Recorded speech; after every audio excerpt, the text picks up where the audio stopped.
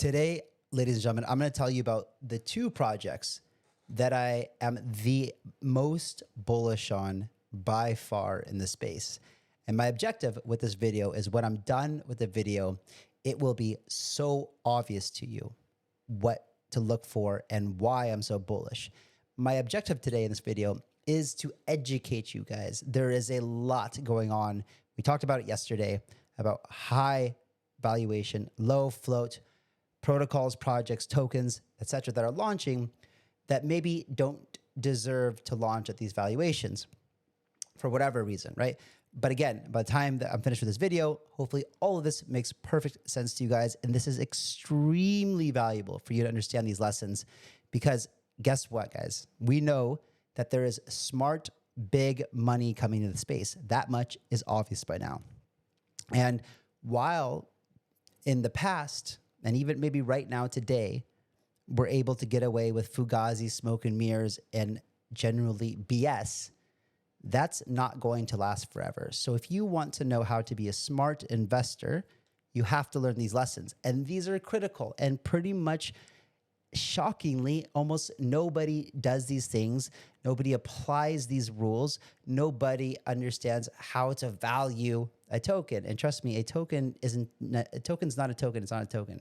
Tokens are different. And to some degree, I largely agree with the fact that we need some sort of clarity on what is this digital token represent, right? Does it represent shares and equity in a company? Okay, that's a security token. Is it a true utility token that represents, some sort of governance or utility within a decentralized protocol? Is it like a token that acts as points and rewards? I'm working on some sort of framework. I hope to write a paper on this and release it in the next couple of weeks. But in the interim, it's really important that for the projects I'm talking about today, you understand what a real utility token is and how a sustainable token economy works. So we're going to get into that. And it is a big day, ladies and gentlemen. It is a bit, especially for me and for you guys who are the community. If you have been paying attention, which I'm sure that you have been, you know that two projects that I'm involved with from the very inception, PAID Network and Commonwealth, are working together today to execute the Commonwealth public sale today and tomorrow. And it has been a tremendous amount of work getting here, with PAID Network launching in 2021 in January, and Commonwealth, the inception, the idea, the beginning of it, starting about 2.5 years ago. And we're here now today, which is unreal.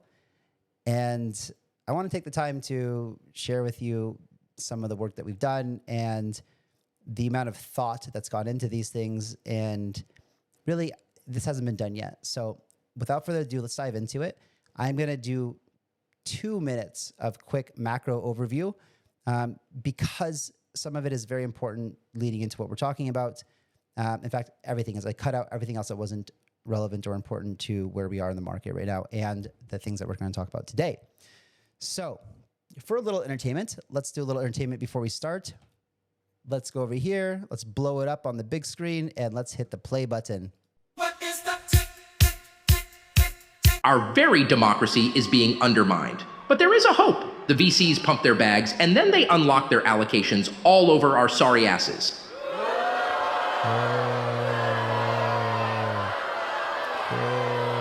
And that's why I say, enough is enough. The game is rigged against us, so it's time for us to rewrite the rules. The VCs want to shut us down. That means we're winning. The Commonwealth movement is just getting started, and make no mistake, we're not here to take part. We're here to take over.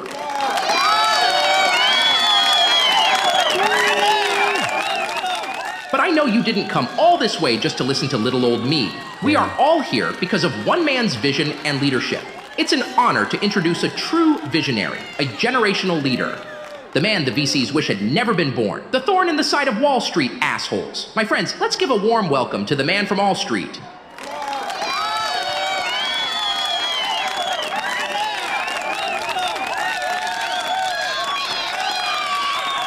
Good evening, my dear friends, my fellow plebiscites, and thank you, Tuka. That kind introduction The Commonwealth movement is handing power back to the people and giving you the investment opportunities you've been denied for far too long. Finally, you have a seat at the table. The Wall Street wankers want to shut us down. They call us dangerous. Well, perhaps we are, and the next phase will prove a seminal moment in our journey. Tonight, I am excited to announce that the public sale of our wealth token is upon us. The early pool is for those who have staked 75,000 PAID tokens and above. It starts tomorrow on the 22nd at 1100 hours UTC. The open pool, on the other hand, is open for all, and anyone without PAID tokens can participate. That will start on the 23rd at 1100 hours UTC. The target is locked, sir. Just say the word. Yes, sir. No problem, sir. In 3, 2, 1. What the shit? Sir, we have problem.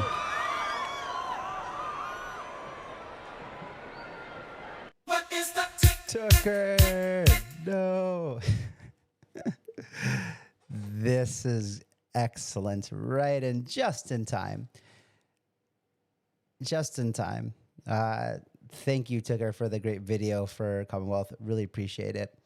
So, where are we at today? Well, today generally is looking quite good. You know, yesterday, massive pump. And this is exactly what we've needed, right? And you can even see here on the 4-hour chart, you know, this is a Bitcoin chart. It's not nearly as impressive as the ETH chart, but look, we hit support, was kind of acting as resistance before has well, we didn't really come down there, but maybe we found a new support line up here. We'll see. We're still in this range bound zone for Bitcoin. So we're not clearly out of the woods yet, but I think there's so much bullish momentum behind this, especially with the recent ETH ETF news. And you can see the ETH chart looks even more insane. And it's really nice to see that even though there was a natural pullback after you pump like 23% or something in some day, whatever, this was a crazy pump, a nice little pullback, and again, on the way up. And as long as we continue to get this, and this momentum seems insane behind it seems like it's gonna happen like that. Now we've had over $1 billion, just constant inflows of massive amounts of money into the Bitcoin ETF. And guys, we've been talking about this. We told you this is going to happen. We told you that, remember, we said the RIAs are coming, the pension funds are coming. This is going to be constant inflows. And it looks like Grayscale is largely done dumping their bags. And now it's just a matter of constant. Remember, we talked about this for when the ETFs first launched. It's going to be constant flows for years to come. People, I feel like, just expect this to stop one day. Like, oh, now that's the amount of people that want to do it. No. It'll be constant flows. We're in a completely different market today than we were a year ago. And this is massive news. It's not finalized nowhere yet, but this is the Deploying American Blockchains Act of 2023. Here it is. So finally,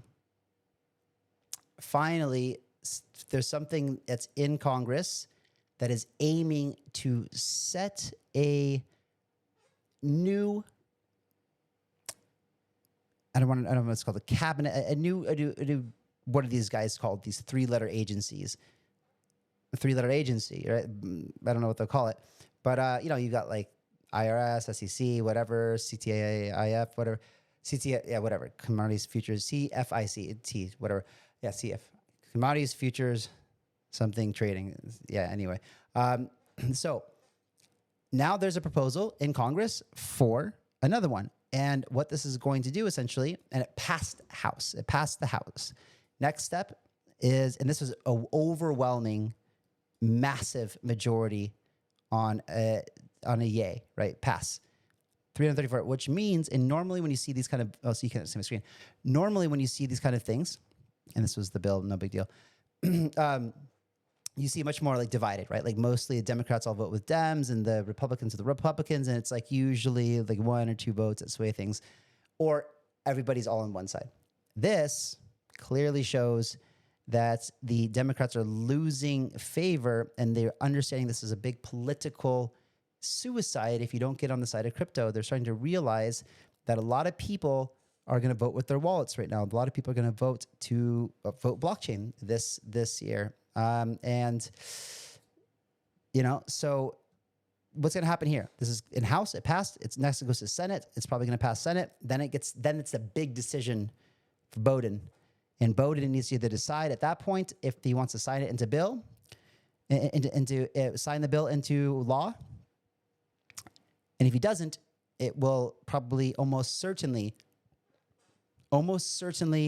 ensure he will not be reelected. So it back us up against a wall at this point. There's been so much happening that literally politics have switched a 180 to being favorable for crypto. This is actually remarkable. Very, very, very bullish.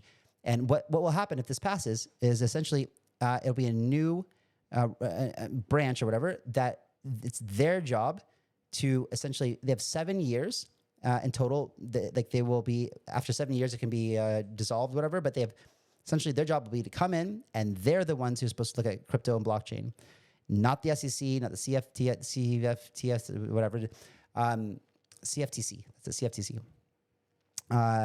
Commodities Futures Trading Commission. Yes. So this new branch will be the ones who are essentially overseeing the development, the law, and they're supposed to be making laws, setting frameworks, stuff that they should have done, and we've been asking for forever in the space. Finally, if this passes, we'll start to have clarity in the states about what can and cannot be done, and how a utility token should launch. Should be everything that the states needs to operate with less guessing and more clarity. Because this is where we were. I mean, literally last week, everyone just felt here. It felt like, just everyone is capitulating. They're like, I'm done. I'm not making, I told you guys, friends, I'm not making more investments. I'm out, blah, blah, selling all my ETH, whatever. We're here. We're literally here, just breaking through this right here, about to go up in this altcoin hype cycle. So, and remember, just a week ago, when everyone else capitulated, everyone else, I'm selling all my ETH. ETH is done. It's a loser. Remember, this is 7 days ago, guys. Remember, 7 days ago is exactly where you want to be. And I put it on, let's go down to 1.25x. And we do know that ETH is,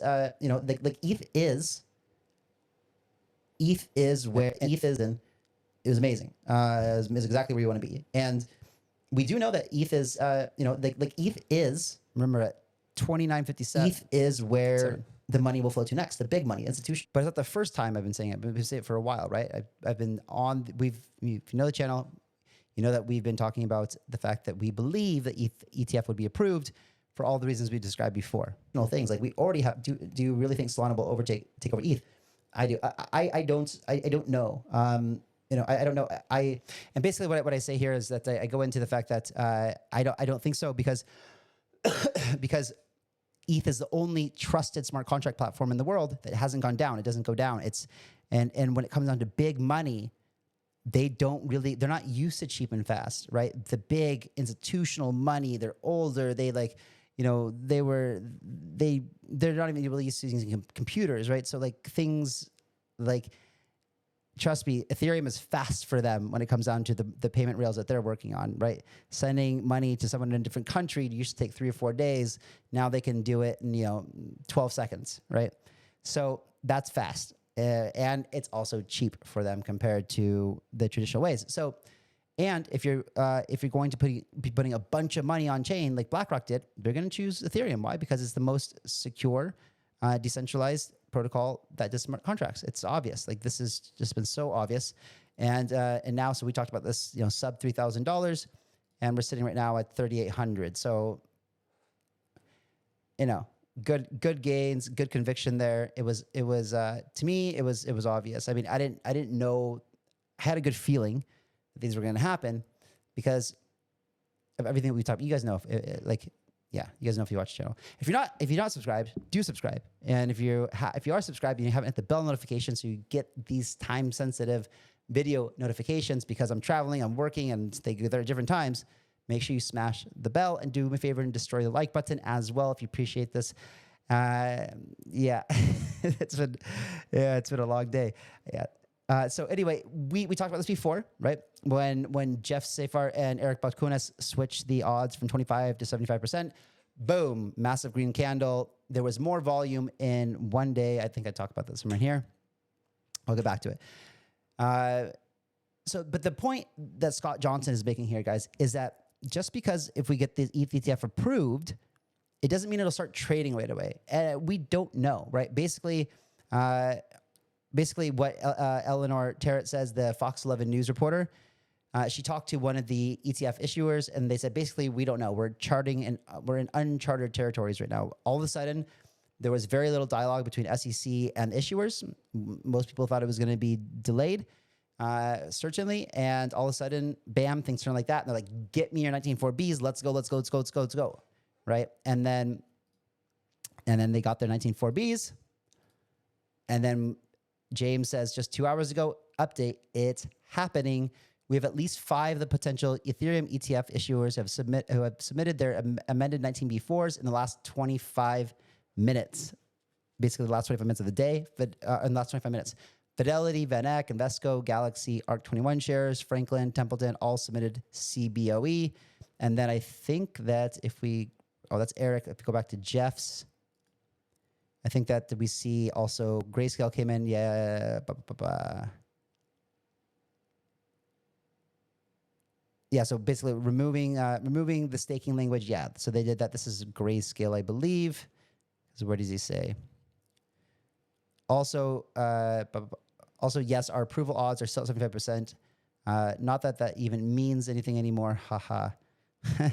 Life comes at you fast. He's also saying over here, just rapid succession of news, just bam, bam, bam.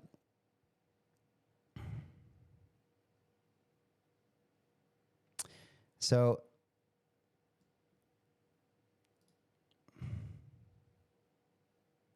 this was he's saying this. Sorry. Anyway, in that green candle that we got, it was basically $530 million in volume, which I believe is over 2 times the entire market cap of Solana. To give you some context, it was the largest green candle in Ethereum's history when it comes down to volume. Unbelievable. Why? Because it was everyone had given up on ETH. Everyone had given up on it. And it was but that shows you how much money is sitting on the sidelines too, ready to just ape on the opportunity. $530 million of volume in a single candle. Just enormous. And then Adam Cochran comes to say, I don't think that people appreciate just how huge the vote was, talking about this bill earlier that we were talking about. Warren had a stranglehold with Elizabeth Warren on financial policy under the Dems. She was completely controlling the Democrats, and she's the boss of Gary Gensler, essentially. And there's some drama, and a lot of people realize that this is essentially career suicide if you continue to support Warren and Gensler, because obviously Trump making all the headwinds with being pro-crypto, accepting crypto for donations, everything that we've talked about, right? And this is a massive shift in policy, massive shift for our industry. It's basically just going to be, and I wouldn't be surprised if you saw Bowden minting his own NFT soon. I wouldn't be surprised if you saw Bowden say that he was responsible for getting the ETH ETF passed. I wouldn't be surprised if it became a big political discussion point, right? And if these guys, Trump and Biden, ever debate each other, I'm quite sure that this topic will come up. Now, one of the clear winners, as I've said before, as I told you guys who've been watching this for a long time, I say that a lot, you know that the big winner in this is Coinbase, right? Coinbase is the custody. It's doing it has a Coinbase chain. It's just generating so much revenue. It's spreading internationally. Coinbase is the biggest winner from everything that's happening right now for all of these reasons, right? And I don't need to go through all of them. The point is that, that I was fortunate enough to be able to invest in Coinbase, I think back in like 2016 or something, right? When it was still a private company, with a pretty reasonable valuation. And you can imagine how meaningful that is, right? And I was also able to invest in Circle, right, which is USDC, stablecoin, and also Kraken and Ripple and Securitize. And these companies are all going public, if not already, will do soon. And we know Ripple's planning an IPO. We know Kraken's planning an IPO. We know Circle, again, USDC stablecoin Circle is planning an IPO. And I got to get into all of these companies like, for between 6-8 years ago. And yeah, that's quite a long time. But the point is, out of a very high success rate in these investments that I made, I actually sold my Bitcoin to invest in these companies. Now, I thought about that for a long time, right? And my objective of what we've been building has been to be able to share that same opportunity with all of you guys, the 99%, the retail, the everyday person who's not the 1%, who isn't a VC, who is not an influencer, who has a 9-to-5 job, who wants an advantage, who wants to get ahead in life. So what we've been building is for you, ladies and gentlemen, and it's ready to go. Ready to go. So what I want to do today is talk about the most important, not the most important, but one of the most important things that people need to understand when looking at an investment opportunity. And I want to be very clear that, let me just be crystal clear here, that what I'm about to say is for educational purposes only. I am going to avoid talking about any expectations of price. I'm going to avoid talking about any expectations of market cap or anything like that. I am going to be speaking in a matter of fact and talking about how a sustainable economy works and how I believe is probably the best way to structure what is called a closed loop circular token economy. And so let's get into that. I will explain it and walk you through this because a lot of people are wondering, what is the use case utility of PAID now that the model has switched, right? PAID wants to get away from the idea of being called an IDO launchpad, right?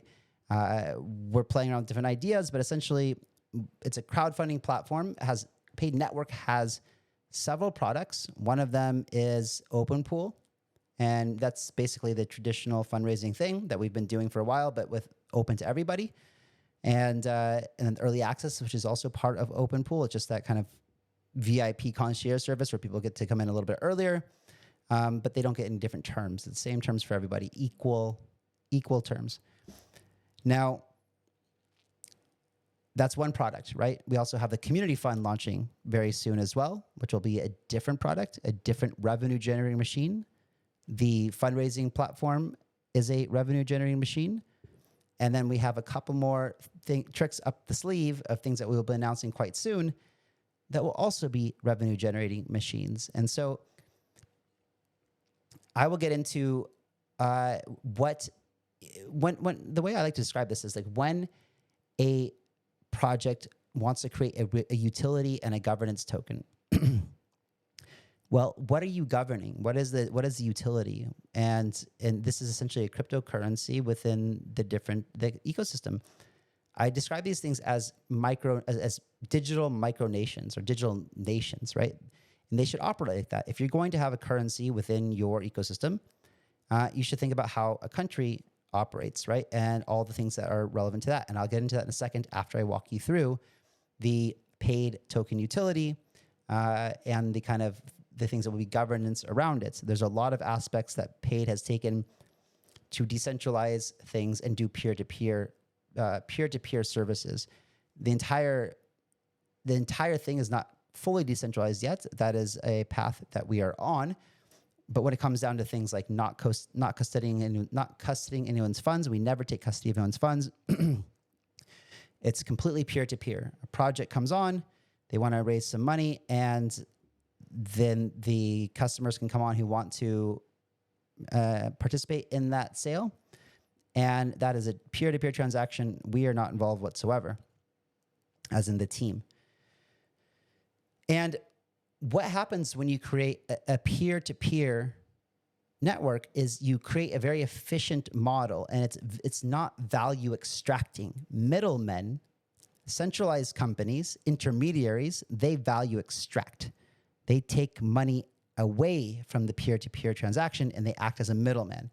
With decentralized technology, you don't need middlemen. That's the beauty of it. So let's dive in here to the flywheel. So now, as you can see here on the flywheel, basically, flywheels are good. They create economic flywheels, which create incentive for people to more traction, more interest, more, this kind of stuff is what a flywheel is. And you can see, can I zoom in here? I can't. Oh, yeah, I can't zoom in here. So how do I go back? There we go. So you can see that basically, let me just zoom in like this here. So what happens is there's a fundraise, right? Or crowd sale. You got early pool, open pool. For the sake of the flywheel, it doesn't matter. It's a fundraise. It's a crowd sale. Then what happens is there's a 15% fuel or protocol revenue that comes out from the participants here. And that is every service has a cost. Every business has a cost, right?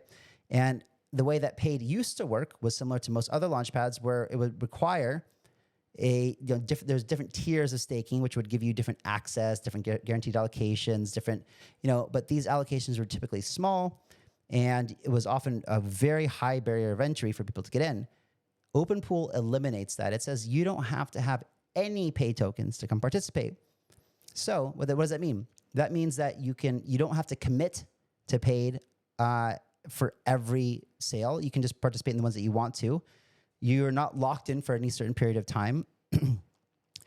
And we're an open community. You can come and go as you please. We're not saying that you can't go if you love Seedify or you love CoinList or what, like, you're totally welcome to go do those things too, right? PAID is going to offer you super high quality deals that are vetted, and not a lot of them, but quality over quantity, right? And so we're doing that. It's a 15% protocol or DAO type of what we're calling fuel. So 15% of that fee that you pay. So let's say that you pay $100 for 100 tokens or something. 15 of those tokens would get put into essentially this kind of the protocol revenue bucket, right? And so that is taken from the native coin of the project that is fundraising. And so let's say that it's a $10 million raise, for example. The total revenue generated from that sale, say if it was successful, would be $1.5 million. Now that's $1.5 million of project tokens that are raised at the same terms as the public sale, meaning that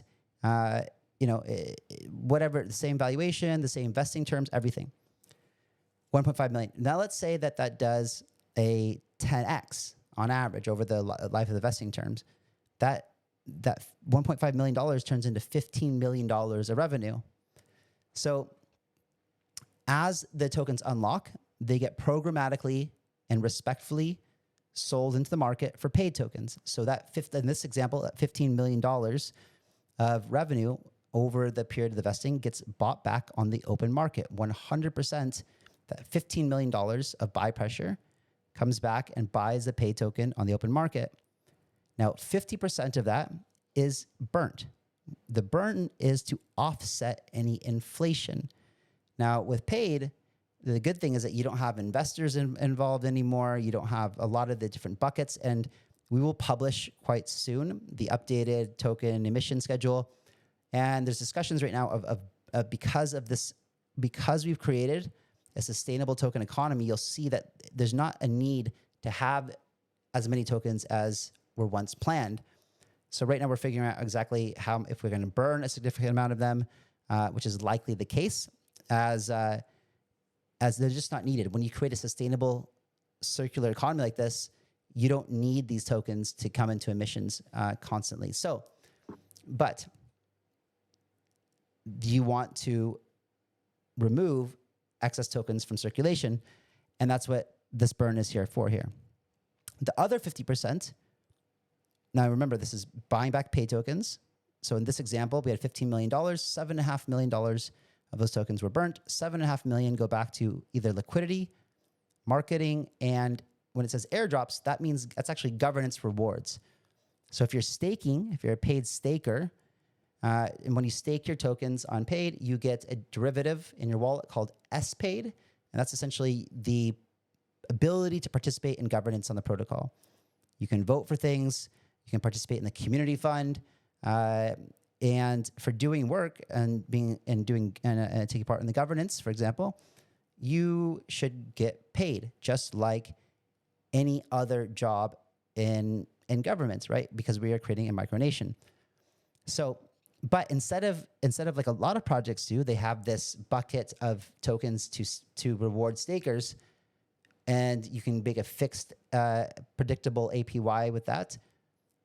This is real APY. It's real revenue going back to you, the stakers, right? Now that's going to become significant later when you understand that if you are part of the DAO, if you're part of the governance, if you're participating, you're part of the community, you know, if you want to take part in the governance, you want to vote, then you will be rewarded with protocol revenue. And that makes sense, right? Because it is a DAO, and eventually this will be fully decentralized, and we need people to make proposals, we need people to vote, etc. There's another revenue stream over here, another thing that adds to the flywheel that also has to do with the stakers. And essentially the way that works is that there is this community fund.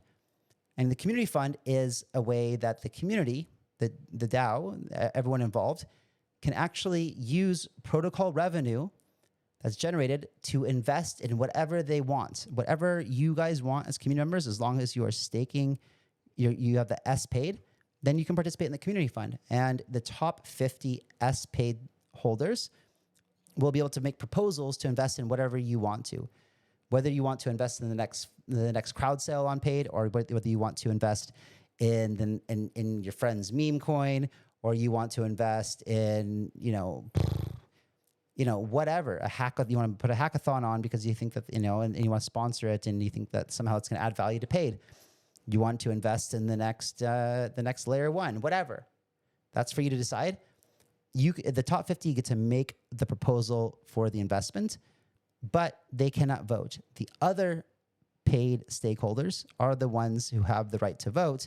So it's not like if I'm in the top 50, I can just say, yeah, I'm going to take protocol revenue, invest in this, my friend's crap coin project. No. You can only make proposals, and everyone else gets to vote on it. Point is that when a proposal passes, the investment is made, and that is, I'm not going to get into the mechanics so much right now, but it's the amount of the investment is somewhat pegged. It is actually the dollar value is pegged to ETH. This keeps it easy to scale with the market. Since Ethereum is kind of the market leader when it comes to altcoins, as ETH goes up, altcoins go up as well, which means that the more market cap increases, basically the bigger the checks are for these community fund investments. I know that might be complicated. If anything in here, guys, that you're lost on, just go to the PAID network site, go to the wiki, and there's details of how this all works. But the point is, let's say with the price of ETH right now, when a proposal passes, so if I'm a top 50 staker and I say I want to invest in whatever, right? Let's just say that it's a new meme coin or something, and you guys vote yes on this thing, a proposal passes, and 15.5 ETH worth of paid tokens are removed from this community fund treasury. Again, that's 15.5 ETH worth of paid tokens. And so today that would be with, like, let's just say it was 4K per ETH. 15 would be, what is that? 40 times 65,000 and a half. So, 67,000, something like that, dollars worth of paid tokens are taken out of the treasury. Some of that is burnt. 2.5 ETH worth of that is burnt. So you got about $10,000 of that burnt, and the rest is sent to the project for investment. That's $57,000 or whatever. Let's say that does a 10x. Now that's $500,000 of protocol revenue that comes back in the native token, and that $500,000 is used to, guess what? Buy paid back on the open market, burn 50% of it. And the other 50%, and guess what? It's given back to the governance stakers, paid stakers, right? And so it keeps the flywheel going. And this is really important to learn what creates incentive. And this is, why it's important for us to work as a community together to find great deals, to make good investments, to generate revenue. The more revenue, the more interest, the better projects that come to us, the more attention it gets, and et cetera, et cetera, et cetera. This is how a flywheel works. So on the next slide, we make a couple assumptions here. And they're just assumptions here. It's just so we can give something tangible. Now, you guys can make your own due diligence. This is just generally us making assumptions. You can plug in your own numbers, and there eventually will be a dashboard. I wish I had pulled it up right now. Let's see if I can find it quickly. So there will be a dashboard, and it will show you all the metrics that you need to know. It'll show you what investments have been made, how much is still vested, how much of the investment is to be unlocked, the fuel to be unlocked to buy paid tokens, and all of that stuff. And as you can see, we're working on a new site. You guys get to have a little sneak peek here. Looks very nice, much nicer than the site right now. Very nice, very nice, very nice, very sexy site, very sexy site, very nice. Okay, so then we're gonna find, where is, down here, early pool, dashboards. So these need a little bit of work, but essentially it'll show you things like, this is your staking dashboard, this is the investments dashboard, and then here is the flywheel dashboard. It'll show you how many tokens have been burnt, how much are left in supply. This is what is this? The weekly burns. It'll show you, there'll be a calculator. This is incomplete. There'll be a calculator over here that shows you, okay, we've got, $5 million, $100 million, whatever it is, in tokens at the price of the launch, set to unlock over the next, whatever months. And then there'll be like a little slider that you can just pick here, whatever, that says, oh, well, I think these things are going to do on average a 5x or a 10x or 20x, whatever. And as you can play with it, you can see how that will affect the different mechanics that we talked about before, from the buying, one of them I missed too is liquidity. I'll get into that in just a second, but that's really important as well. So this dashboard is going to be extremely powerful for you to understand how our economies function. I mean, the U.S. government has a dashboard that shows the state of the economy. We need full transparency in the state of the economy, right? And essentially everything that's generated goes back into the token, the paid token. Now, the reason that I said before that we will likely burn a significant amount of tokens is because we won't need to sell tokens into the market like a lot of projects do, because we have a stablecoin revenue model as well. And that stablecoin revenue model is what is charged to the projects that come and launch on paid. And the objective is for the paid treasury to have 4 years of operating capital at all times. That way we can continue to innovate, build in a bear market. And that way we know that we never have to be in a position where we go into hibernation, right? Like last bear market, we were not prepared, and all we could do is innovate, and we can think of it, and we had to go very lean, and I don't want that to ever happen again. So make sure that we have, and the treasury eventually will be completely transparent as well. But the point is that is earned in stablecoin to be used to pay for overhead operations, so that we don't need to sell the paid token to the market to continue to earn revenue, right? So it's all thought of ahead of time. So with that being said, here's some assumptions that are being made. Again, these are just assumptions. It's up to you to decide if you think these are reasonable or not. So what are the assumptions that we, what are kind of the general principles here? Larger, high quality raises, which drive flywheel into significant momentum. And essentially, this model over here was designed with 47 launches a year, with an average raise of $7.7 million and a 5x performance on average on all of those investments. Now, we know some of them will do much, much more, maybe some less. this is just, and I've been in the space for a while. I think that, definitely when the parabolic stage comes, they're going to do a lot more. And at the tail end, they're going to start to taper down. And so the average, I think that 5x is myself. I think that's a pretty reasonable expectation. I think that this entire model, in my opinion, my own opinion, again, you do your own research, make your own assumptions. To me, this seems very reasonable. Now, if you're thinking, well, we haven't seen this kind of results this year so far, well, it's because we haven't got into this parabolic stage yet, right? We were still kind of chopping sideways. And we've shown that on the chart many, many times where we are about to hit that sweet spot. So it assumes essentially 4 projects a week on average, with an average raise of $7.7 million at each and 5x returns. What does that look like? So let me show you this. This looks like, and again, these are just general assumptions. This is not meant to give you any type of expectation of price. It's simply, as a matter of fact, plugging numbers into a model to show you how a sustainable economy can work. And now I'm doing this because I believe that this is the best way to design a token model. And so it's education for you to go out and look at other token models in comparison when you're doing your own research and seeing, like, do they have things like this built in, right? And so you can see cumulative over time. This is each raise, what that turns into, the fuel, what it turns into, right? The revenue generated by the protocol. This is not including it's not including the community fund.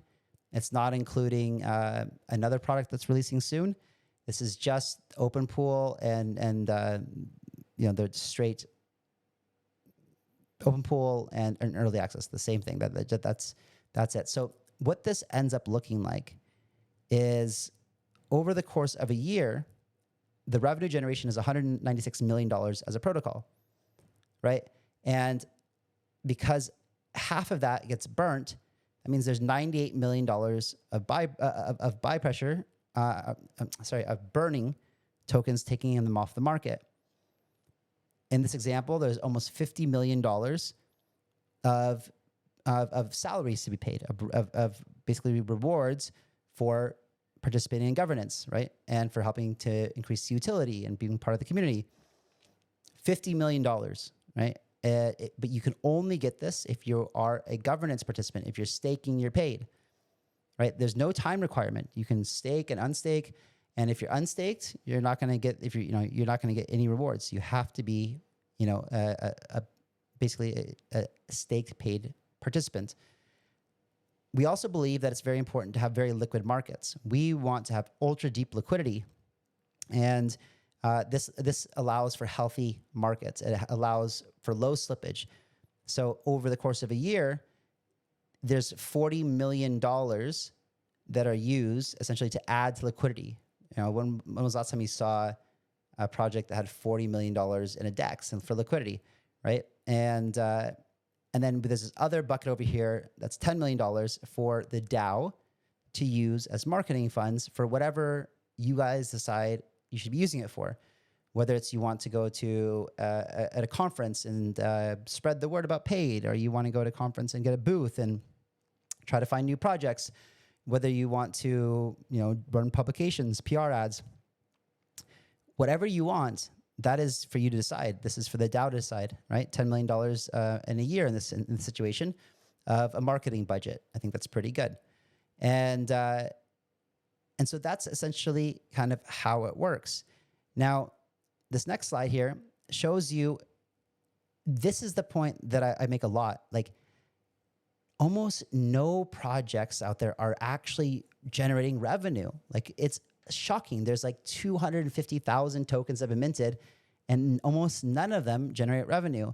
And a lot of the ones that do, they've got essentially, they have to share some of that with people like validating the network, for example, or they have to, if you are GMX, like GMX has a really cool token model. I really appreciate it.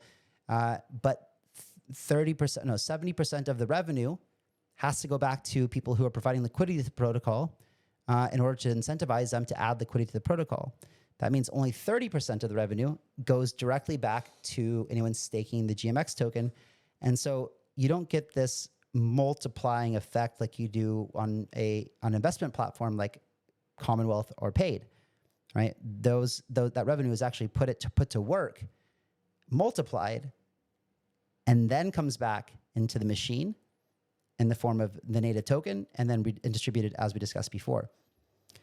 So if you believe that these numbers are reasonable, again, you can say these are unreasonable. You could say this is very bearish and that you're much more bullish in this.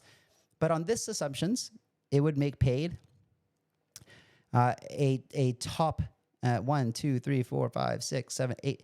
It would make it in the top 10, the ninth most profitable, the ninth most revenue generating protocol in all of crypto. Right after Aave and above Maker as far as revenue generation. Now, keep in mind that a lot of these protocols that you see here, Lido, Ethereum, Bitcoin, Tron, PancakeSwap, BSC, Aave, they don't use all of this revenue. They often Aave has to pay it to people who are lending liquidity to the protocol. BSC, I think that they use something like 0.15% of revenue to buy back the token on the open market, which is about like 1,000th of what PAID is going to do or something like that. Just a very small percentage. Tron, maybe they're paying validators. I don't know. You guys have to ask Justin Sun what he does with it. Uniswap, they were generating all this revenue, but guess what? Before, 100% of that went to people adding liquidity. So none of it went back into the token, for example. So there literally was zero utility for the Uniswap token except for governance, right? But that wasn't rewarding people. It was just rewarding LPs. Now, if they switch on the fee switch, okay, then some of that, some fees will be going to token holders. But for a long time, it had a huge valuation and it generated good revenue, but it wasn't going back into the token economy. It wasn't sustainable. There was no real intrinsic value for that token.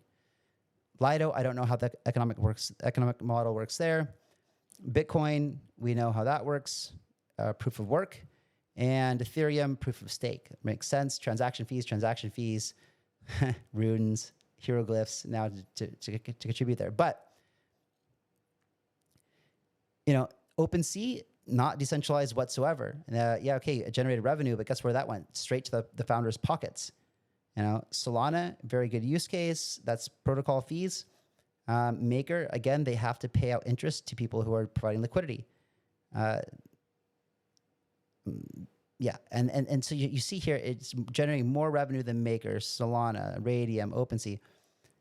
And as we get into, and again, this is I'm not saying this is where it's going to get. Please, if there's anyone watching this from any three-letter agency, know that this is just giving an example based on data. It's not meant to be a forward-looking statement. It's not meant to be something that says that we're going to get here, right? We don't know, and I'm not trying to set expectations of what's going to happen. I'm literally educating people, you guys, on how to do this research for yourself. It just so happens that I know these models well because I helped build them, right? So that's basically it. Now, if you want to have, as you guys know, these are all some of the top protocols, the top 10, top 20, top 30 protocols in crypto, and that can give you an idea. And as we get more sophisticated investors that come into the space, they're going to be looking and trying to figure out and understand why does this asset I'm buying have any value? What justifies this valuation? And revenue. If you're a country, you need GDP, you need to make money, right? And so I asked ChatGPT, I said, what are the essential key factors in determining a nation's quality of the economy? One is gross domestic product. How much money is that nation making? How much money is a paid DAO making? That is an important factor. Ask the same question when you're doing due diligence on other projects. How much money is it making? Unemployment rates. Well, the nice thing about a DAO is that people can come and do work when they want to. Again, that's the staking and unstaking, and you've got a responsibility. And unless you're doing your work, you're not going to get paid, right? So, and those who do, they're the one who should have a share in that country's revenue. Inflation rate, very important, very, very, very important, right? We've talked a lot about this. We talked about this, tip of the iceberg. And so if you're a project launching with a low float, high FDV, and guys, if you don't know what that is, make sure that you're subscribed to my girlfriend Jessica's channel. I think she changed it to Just Crypto. And she's going to break down for you on her video later today what that means exactly in very simple to understand language. Inflation is very, very important. You can see when you have a model like we just talked about, you can offset for any inflation, especially with newer projects. Commonwealth, for example, will have inflation, but has a real product generating revenue already, and has a model that helps to offset that inflation. And I'll get into that in just a second as well. Everyone's equal in a DAO. You don't have to worry about income equality. There is no debt as well within this model, obviously. And balance of trade, well, we can trade with anyone in the world. It's open. It's an open protocol, peer-to-peer. There's no borders. Foreign and direct investments, there's plenty of investments being made all the time. Monetary and fiscal policy, these are the rules around taxation. These are the rules around fees. These are the rules around the protocol, how it works, how the inflation rate works, how the incentive mechanisms work, how the rewards work, how the governance works. The rules should be clear and for everybody to know. We believe in rule-based economies, but we also believe that those rules need to be transparent and agreed to by everybody, and published ahead of time so people can if you like the way that this DAO functions, then you can come be part of it. But these are the rules that we live by. Productivity, very productive. And as the DAO starts to grow, I imagine it'll be even more productive. Economic diversification, we've got multiple revenue streams, multiple products, right? Business environment, we want to keep this happy. We want to keep a good vibe in the community, guys. We all win together in this model. It's a win-win-win-win environment. And education, human capital, that's what I'm here, helping educate. But I imagine that the community will be educating each other how to do things the best. Infrastructure, it's already built, guys. It's already built. We built the infrastructure, smart contracts, audited, ready to go, ready to rock and roll. Infrastructure is there. The payments, we're going to continue to improve on infrastructure, continue to make it easier for, account abstraction, for people to use credit cards, for people, but the basis is there. The fine tuning, the polishing is on the way. Health of the financial institution, well, that's what the dashboard is for. So you can see the health of the economy, the health of everything going on. And political stability and governance. This is very important in the DAO. It's very important for voting. It's important that everything's transparent, as it says right here. Stable and transparent governance systems can promote economic confidence and long-term planning. This is extremely important, right? And so now we go to Commonwealth. Now I can tell you that Commonwealth is even more granular detail, because we spent 2.5 years building out Commonwealth's token model, and I'm not going to go through it all right now. Because the reason I went through PAID is because PAID essentially learned from Commonwealth. Commonwealth was us going through everything and building it from scratch and really, really figuring everything out. And PAID got to leverage that knowledge base. And now PAID is working on all the documentation and everything. So I wanted to go through PAID because it's less clear. On Commonwealth, you can go to the website, you can download the white paper, and you can just come and you can just start, look, here's a flywheel, here's a circular economy, here's how things flow, here's how the fees work, here's how everyone makes money.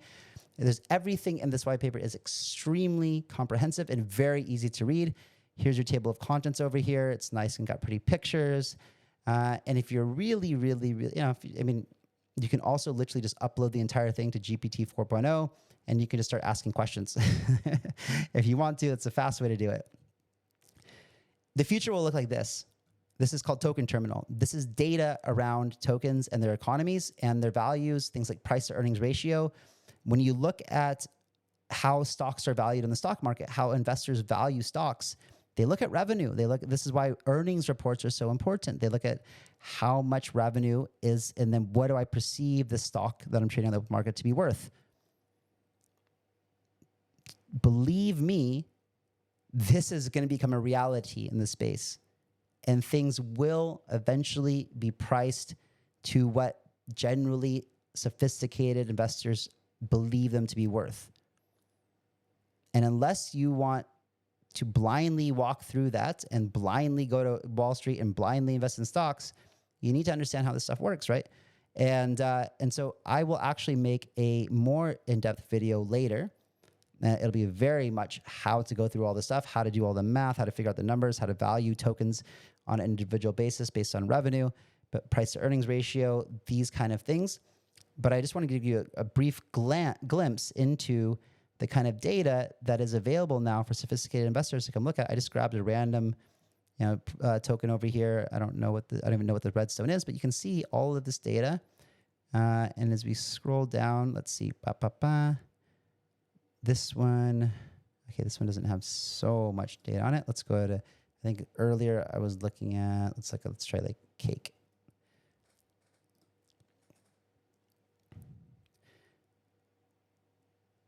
Yeah, so you can see, oh, this is it, where it's financial statement. Sorry, the other one probably did have it. Okay, now you see different things, right? And I'm not going to go into all this right now, but essentially it's all here. It's all on chain.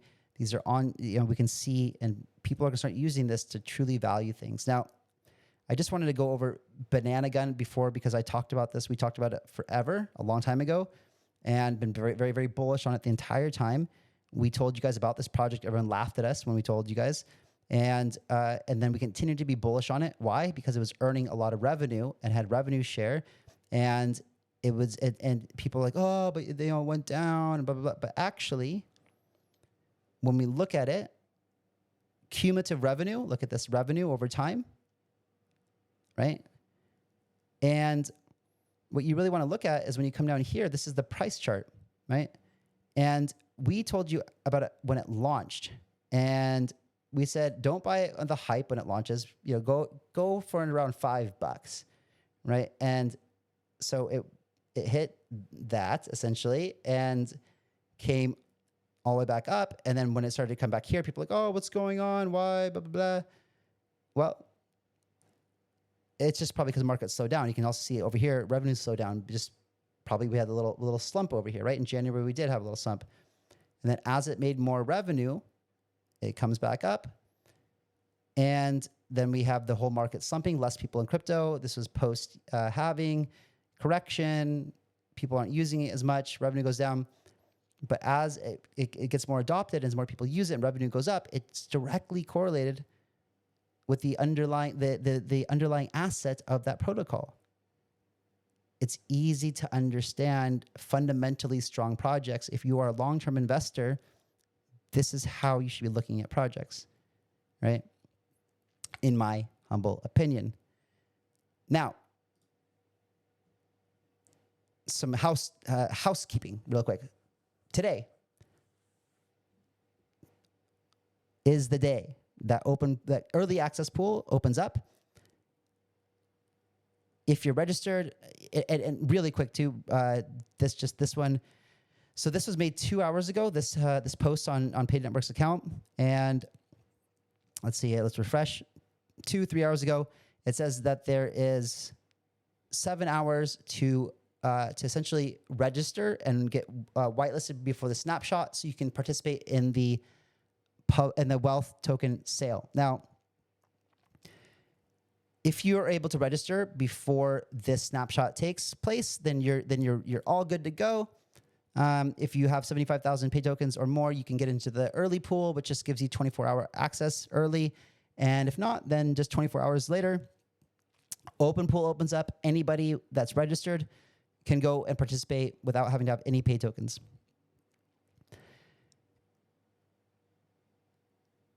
Now, after the snapshot, it's not built into the contracts, and so we had to make an exception for this sale, but we will fix this going forward. So from what I understand, what's going to happen, and when Ben, the CTO of PAID, wakes up and talks to Justin, the manager, they're going to figure out exactly how we can continue to whitelist people even after the snapshot. So if you feel like you're too late, you miss a snapshot, don't worry.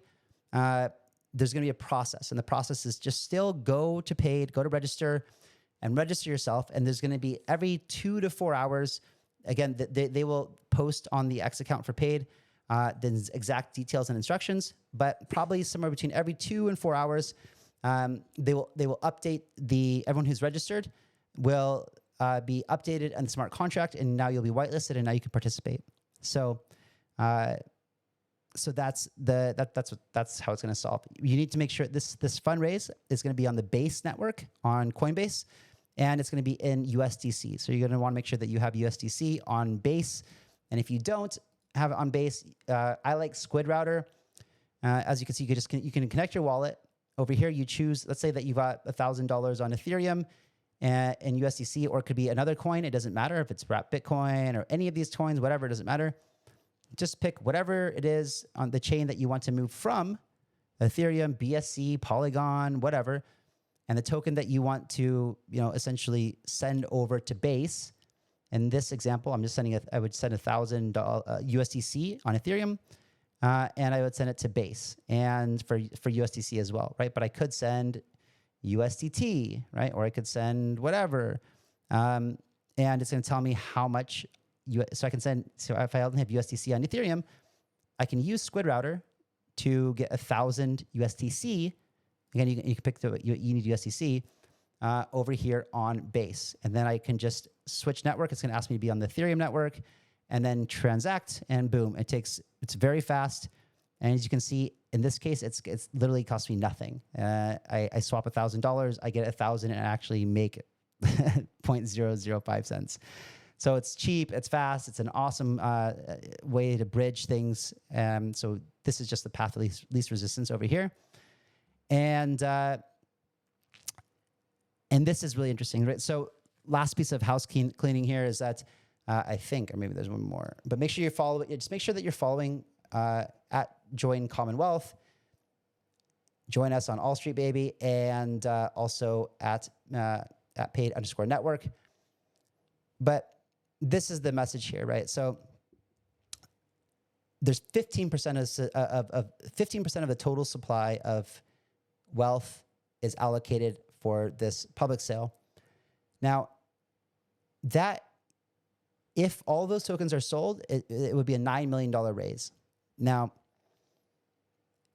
the $9 million was calculated on what the Commonwealth team believes that they need to operate for 4 years at high capacity with a really talented team to expand the team, expand the growth, have some really big plans later in the summer that they want to do as well. That's going to take things to a whole new level.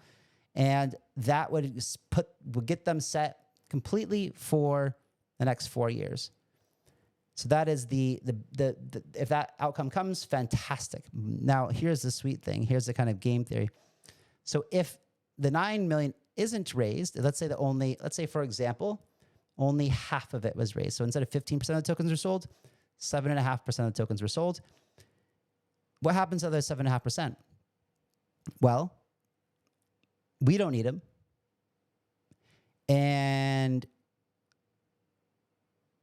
what we decided to do was actually create some incentive for anyone who wanted to stake the tokens and start trying out the wealth protocol from day one, the Commonwealth protocol from day one, and come join the community. So if you stake your tokens within 24 hours, and that means either if you bought them, even if you bought them on the exchange, even if you bought them or whatever, if you're a Genesis NFT holder and you get your tokens unlocked on day one, if you stake them, you're going to be eligible. I think it's 90 days.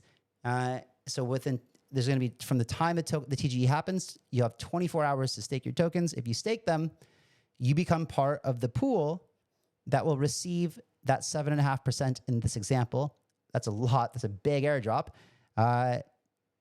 for staking your tokens. So it's just kind of like a sign of commitment, a sign of, and just, we were wondering what do we do with the tokens if we don't sell them all, and just give them to the community, right? Give them to the community. And it could, what it ends up doing is essentially effectively lowering the valuation that you're getting in at, which is quite exciting. So that's going to wrap it up today, guys. I hope that you have some more clarity on how to assess a token in an ecosystem. Again, nothing today was meant to be any expectations of price performance. It was literally breaking down how an economic model works in a token economy. And if any of this is over your head, it's okay. I understand. Maybe we ask Jessica to do a more simple version. I hope that you understood. If you don't, let me know in the questions below what didn't make sense. I can do maybe an AMA later. We can go into questions and answers. But I would highly suggest going and reading the Commonwealth white paper. I think that you should all do your due diligence on everything before you invest into it, because at the end of the day, you have to take responsibility for the investments that you make and what you do with your own hard-earned money. With that being said, guys, I'm going to wrap it up. Good luck today out there. Very exciting day. Big, big day for All Street and PAID. And oh yeah, by the way, there's a tier 1 confirmed listing for Commonwealth as well. So that's exciting. And let's do it. Bye-bye.